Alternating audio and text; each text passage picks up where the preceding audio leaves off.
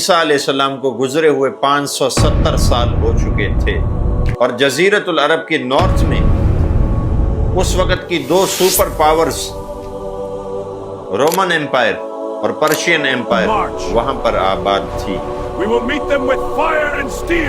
لیکن یہ مکہ کا علاقہ یہاں پر کوئی حکمرانی کرنے کے لیے تیار نہیں تھا۔ یہ بات ہے اس سال کی جس سال اللہ تعالیٰ نے اس روئے زمین پر اس نبی کو بھیجا کہ جس کی وجہ سے اللہ تعالیٰ نے کفر اور شرک اور گمراہیوں کے اندھیرے ہٹانے تھے۔ اور اسی سال یمن سے ابرہہ کا لشکر جو حملہ کرنے کے لیے آیا تھا، اس لشکر کو بھی ابابیلوں کے پرندوں سے اللہ تعالیٰ نے ہلاک کر دیا۔ پیر کے دن فجر کے وقت ہمارے نبی پاک صلی اللہ علیہ وسلم اس دنیا میں تشریف لائے، اور آپ کا پہلا معجزہ ولد مختونن، آپ جب پیدا ہوئے تو آپ کا ختنہ کیا ہوا تھا۔ آپ جب آئے تو آپ نے فوراً اللہ کی بارگاہ میں سجدہ کیا اور پوری دنیا کے انسانوں کو یہ پیغام دے دیا کہ ہمیں صرف ایک اللہ کے سامنے جھکنا ہے۔ اگرچہ بت ہیں جماعت کی آستینوں میں، مجھے ہے حکم اعظم لا الہ الا اللہ۔ آپ صلی اللہ علیہ وسلم یتیم پیدا ہوئے، آپ کی پیدائش سے چند مہینے پہلے آپ کے والد کا انتقال ہوا۔ آپ کو دودھ پلانے والی 3 عورتیں، اماں آمنہ، آپ نے چند دن تک حضور صلی اللہ علیہ وسلم کو دودھ پلایا، پھر اس کے بعد ابو لہب کی باندی سویبہ، پھر اس کے بعد طائف کے قبیلے سے دائیاں مکہ میں آیا کرتی تھی بچوں کو لینے کے لیے، تو اماں حلیمہ آپ کو مکہ سے طائف بنو سعد کے قبیلے میں لے کر گئی۔ آپ صلی اللہ علیہ وسلم نے 2 سال وہاں پر گزارے، اور آپ کا یہ معجزہ تھا کہ اماں حلیمہ جب دائیوں کے ساتھ طائف سے چلی تھی مکہ کی طرف تو ان کا خچر سب سے پیچھے تھا، اور جب انہوں نے حضور صلی اللہ علیہ وسلم کو اٹھایا، گود میں لیا، تو ان کا خچر واپسی پر جاتے ہوئے سب سے آگے تھا۔ اور اماں حلیمہ کے گھر میں جو بکریاں تھیں ان کے تھنوں میں دودھ نہیں تھا، لیکن جس رات حضور صلی اللہ علیہ وسلم اماں حلیمہ کے گھر میں گئے تو ان کی بکریوں کے تھنوں میں دودھ دیکھو حلیمہ کی بکریوں کے تھن دودھ سے بھرے ہوئے ہیں، ہاں، اور وہ صحت مند بھی ہوتی جا رہی اور ہے۔ لوگ حیران ہو گئے۔ لوگوں نے اپنے چرواہوں سے کہا تم بھی بکریوں کو وہاں جا کر چراؤ جہاں حلیمہ سعدیہ کی بکریاں چرتی ہیں۔ جی لیکن انہیں کیا پتا تھا کہ یہ برکت تو اس بچے کی وجہ سے ہے کہ جس کو اللہ تعالیٰ نے نور نبوت سے نوازا ہے۔ 2 سال دودھ پلانے کے بعد اماں حلیمہ حضور صلی اللہ علیہ وسلم کو لے کر واپس مکہ آئیں، پھر آ کر اماں حلیمہ نے اماں آمنہ سے اصرار کیا کہ میں حضور صلی اللہ علیہ وسلم کی مزید پرورش کرنا چاہتی ہوں۔ اماں آمنہ نے پھر سے اجازت دے دی۔ اماں حلیمہ پھر حضور صلی اللہ علیہ وسلم کو لے کر قبیلے بنو سعد چلی گئی، اور وہاں پر 2 سال اور حضور صلی اللہ علیہ وسلم کی پرورش کی۔ انہی 2 سالوں کے درمیان ایک واقعہ یہ پیش آیا کہ اماں حلیمہ کے بیٹے اور حضور صلی اللہ علیہ وسلم بکریاں چرا رہے تھے کہ اچانک ایک فرشتہ نمودار ہوا۔ اسے دیکھ کر حضور صلی اللہ علیہ وسلم گھبرا گئے، بے ہوش ہو گئے، اور اماں حلیمہ کے بیٹے نے گھر کی طرف دوڑ لگائی۔ وہ مقرب فرشتہ جبریل علیہ السلام تھے۔ انہوں نے حضور صلی اللہ علیہ وسلم کا سینہ مبارک چاک کیا، وہاں سے دل نکالا اور تست میں دھویا، دھو کر پھر حضور صلی اللہ علیہ وسلم کے سینے مبارک کے اندر ڈالا اور اوپر سے سی دیا۔ اتنے میں اماں حلیمہ بھاگتی ہوئی آئی، اور حضور صلی اللہ علیہ وسلم بے ہوشی سے ہوش میں آ چکے تھے، تو حضور صلی اللہ علیہ وسلم سے پورا واقعہ پوچھا۔ جب حضور صلی اللہ علیہ وسلم نے پورا واقعہ بتایا تو اماں حلیمہ گھبرا گئی، تو اماں حلیمہ بچے کو ساتھ لے کر پھر واپس مکہ آئیں اور اماں آمنہ کے حوالے کیا۔ پھر جب آپ کی عمر 6 سال کی ہوئی تو اماں آمنہ اپنے مائکے جا رہی تھی، جس میں ان کے ساتھ حضور صلی اللہ علیہ وسلم اور ان کے سسر عبد المطلب اور ان کی خادمہ ام ایمن بھی ساتھ تھی۔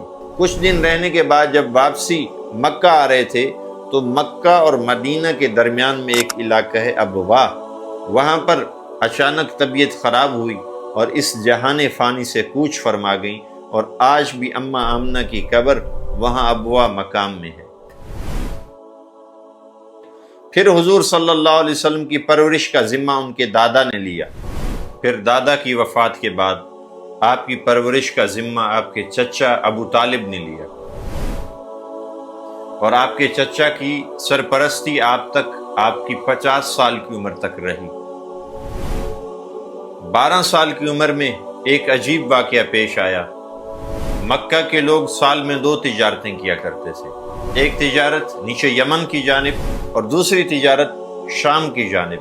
آپ کے چچا آپ کو لے کر شام کی طرف تجارت کے لیے نکلے۔ شام میں بصرہ کے علاقے میں ایک عیسائی راہب تھا جس کا نام بحیرہ تھا۔ مکہ کے لوگ تجارت کرنے کے لیے آتے جاتے رہتے تھے، لیکن وہ راہب کبھی بھی قافلے والوں کو دیکھ کر اپنے کلیسے سے باہر نہیں نکلا۔ اس دفعہ جب حضور صلی اللہ علیہ وسلم قافلے کے ساتھ تھے تو وہ راہب اپنی عبادت گاہ سے نکلا اور قافلے والوں کو آ کر ملا اور کہنے لگا، یہ بچہ نبیوں کا سردار ہے اور رب العالمین کا رسول ہے۔ اس راہب نے قافلے والوں کی ضیافت بھی کی اور ابو طالب سے کہا کہ اس بچے کو لے کر آگے نہ جانا، کیونکہ وہ سلطنت روما کا علاقہ تھا، تو سلطنت رومی مل کر اور یہود کے علماء مل کر اس بچے کو قتل کر دیں گے، لہٰذا تم پیچھے واپس چلے۔ ابو طالب اس کی بات کو سن کر پھر واپس مکہ کے علاقے میں آ گئے۔ پھر جب آپ کی عمر 20 سال ہوئی تو قریش مکہ کے درمیان ایک جنگ چھڑی جسے جنگ حرب الفجار کہتے ہیں۔ اس جنگ میں قریش اور بنو کنانہ ایک طرف تھے اور دوسری طرف کیسے اعلان کے کچھ قبائل تھے۔ آپ صلی اللہ علیہ وسلم نے اس جنگ میں اپنے چچاؤں کا ساتھ دیا اور اپنے چچاؤں کو تیر پکڑاتے رہے، اور اسی سال ایک معاہدہ ہوا جسے حلف الفضول کہتے ہیں، جس معاہدے سے یہ قبائلی جنگ رک گئی۔ پھر جب آپ کی عمر 25 سال کی ہوئی تو حضرت خدیجہ رضی اللہ عنہا نے اپنے تجارتی قافلے کے ساتھ آپ کو شام بھیجا، اور حضرت خدیجہ رضی اللہ عنہا کا غلام میسرہ بھی آپ کے ساتھ تھا، اور اس قافلے میں بہت زیادہ نفع ہوا، اور اس تجارت میں حضور صلی اللہ علیہ وسلم کی امانت داری اور آپ کی اخلاق اور آپ کا کردار حضرت خدیجہ رضی اللہ عنہا کے سامنے واضح ہو کر آیا۔ تو اس پر حضرت خدیجہ رضی اللہ عنہا نے حضور صلی اللہ علیہ وسلم کو نکاح کا پیغام بھیجا، تو حضور صلی اللہ علیہ وسلم نے اس پیغام کو قبول فرمایا۔ پھر جب آپ کی عمر 35 سال کی ہوئی تو کعبہ کی تعمیر کا واقعہ پیش آیا کہ کعبہ کی وہی پرانی تعمیر اب جس کی دیواریں گرنے کے قریب تھی، تو مکہ کے قریشیوں نے اپنے حلال کے پیسوں سے کعبہ کی تعمیر کی، لیکن کعبہ کی ایک جانب لگا ہوا پتھر حجر اسود اب اس کو اپنی جگہ پر رکھنے کا معاملہ آیا۔ اس میں قریش اور دوسرے قبائل سارے آپس میں جھگڑنے لگے کہ اس پتھر کو ہم رکھیں گے، اس پتھر کو ہمارا قبیلہ رکھے گا، کبھی نہیں، یہ ہمارا حق ہے، لڑ کر دیکھ۔ اور قریب تھا کہ بڑی لڑائی ہو پڑتی، لیکن اللہ تعالیٰ نے ان کے دلوں میں ایک بات ڈالی اور انہوں نے کہا، جو کعبہ میں سب سے پہلے دکھائی دے وہ جو فیصلہ کر دے اس پر سب متفق ہو جاؤ۔ اگلے دن جب صبح کو آئے تو حضور صلی اللہ علیہ وسلم کو کعبے کے اندر دیکھا، تو حضور صلی اللہ علیہ وسلم نے ان کا یہ فیصلہ کیا کہ ایک چادر لائی جائے جس چادر کے اندر حجر اسود رکھا جائے، اور اس کے چاروں کناروں سے لوگ اور دوسرے قبائل پکڑیں گے اور اسے تب جا کر رکھا جائے۔ تو ان قبائل کے لوگوں نے اس چادر کو ارد گرد سے پکڑا جس کے درمیان میں حجر اسود تھا۔ جب وہ کعبہ کے قریب ہوئے تو حضور صلی اللہ علیہ وسلم نے اس پتھر کو اٹھا کر اپنی جگہ پر رکھا۔ پھر 40 سال کی عمر میں وحی کا سلسلہ شروع ہوا۔ مردوں میں سب سے پہلے حضرت ابوبکر صدیق رضی اللہ عنہ ایمان لائے، عورتوں میں حضرت خدیجہ رضی اللہ عنہا ایمان لائی، اور حضرت علی رضی اللہ عنہ بچوں میں سب سے پہلے اسلام لائے، اور غلاموں میں سب سے پہلے حضرت زید بن حارثہ رضی اللہ عنہ ایمان لائے۔ اور جو کلمہ پڑھ کر اسلام کے دائرہ میں آتا تو اسے سخت سے سخت تکلیفیں دی جاتی۔ اسے سزا دو، نہیں میں بے گناہ۔ حضور صلی اللہ علیہ وسلم نے 3 سال تک چھپ کر دعوت دی، جسے دعوت سریہ کہتے ہیں،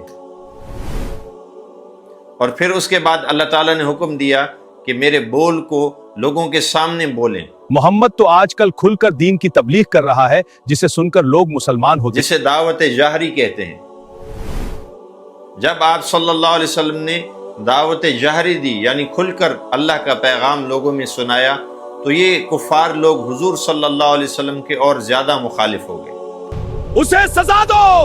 दावत जहरी के 10 सालों में 3 साल दरमियान में ऐसे भी आए जिसमें हुजूर सल्लल्लाहु अलैहि वसल्लम और आपके खानदान को शेब अबी तालिब, अबू तालिब की घाटी में उस जगह बंद कर दिया गया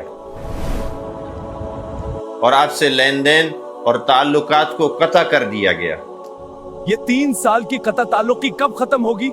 अब तो दरख्तों के पत्ते भी खत्म होते जा रहे हैं। और वो 3 साल इंतहाई मुश्किलात के थे। हज के दिन आए तो लोग दूर दूर से हज करने के लिए आते थे। हुजूर सल्लल्लाहु अलैहि वसल्लम उन हज पर आने वाले लोगों को अल्लाह की तरफ बुलाते थे। हुजूर सल्लल्लाहु अलैहि वसल्लम दावत देने के लिए गए तो अबू जहल, वलीद बिन मुगीरा और आस बिन वाइल ये वहां पर मौजूद थे। इन्होंने हुजूर सल्लल्लाहु अलैहि वसल्लम से कहा, अगर वो सच्चा है तो चांद के 2 टुकड़े कर दे, हम ईमान ले आएंगे। तो हुजूर सल्लल्लाहु अलैहि वसल्लम ने चांद की तरफ इशारा किया तो उस चांद के 2 टुकड़े हो गए और एक टुकड़ा जबल अबी कुबैस की जानिब हुआ और दूसरा टुकड़ा जबल अबी कुबैस की दूसरी जानिब हुआ।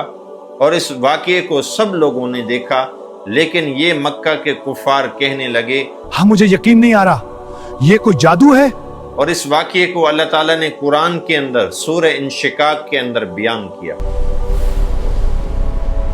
ये हुजूर सल्लल्लाहु अलैहि वसल्लम का खुला मौजज़ा था, लेकिन ईमान लाने वाले इसे देखकर ईमान लाए और काफिर उसी कुफ्र पर अड़े रहे।